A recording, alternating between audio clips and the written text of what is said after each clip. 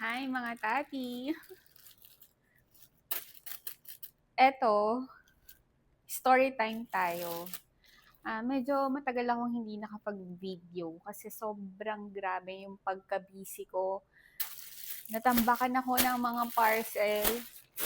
Tingnan nyo yung bangs ko. Nagupit ko ng sobra. Pero hindi naman siguro siya tsaka. Lagyan ko na lang siya ng clip, hair clip. Kasi, yan, medyo okay. Nilagyan ko ng hair clip. Nade-distract kasi ako sa bangs ko.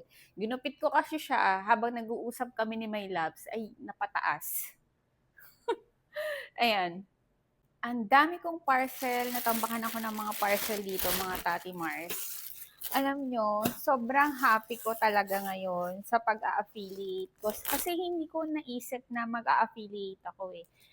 Kasi alam nyo, yung parang character ko, hindi ko naisip na magaganto talaga ako. Noon kasi, nung hindi pa ako nag-a-affiliate, sobrang mahiyain ako, sobrang mahinhin ako, masungit ako, as in. Pero nung nag-affiliate ako, medyo binago ako ng TikTok ha.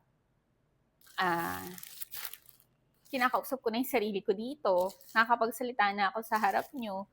And nakakapag-video na ako na medyo maayos-ayos. And sobrang nagpapasalamat ako sa mga seller na nagtitiwala sa akin. Alam nyo, bago pa lang ako eh. Siguro mga nag-focus ako dito sa TikTok affiliate, mga June, ganun. June up until now, ako nag-focus dito sa pag-affiliate. And masasabi ko, sobrang thank you sa lahat ng nag-trust sa akin dito. Sobrang natutuwa ako na everyday may benta ako. Ganon. Pero hindi ko lang siya maisip na papasukin ko to. Pero happy ako. Happy ako na nagtiwala kayo sa akin na gusto niyo yung mga nire-reco ko sa inyo. Ganito pala yung feeling kapag nagbebenta ka tapos may bumibili sa'yo. Masaya. Yun lang. And ipapakita ko sa inyo itong mga natambak sa akin ng mga parcel. And super thank you sa mga seller na nagtiwala sa akin. Kahit bago pa lang ako, grabe. Hati Diary, sobrang generous nyo.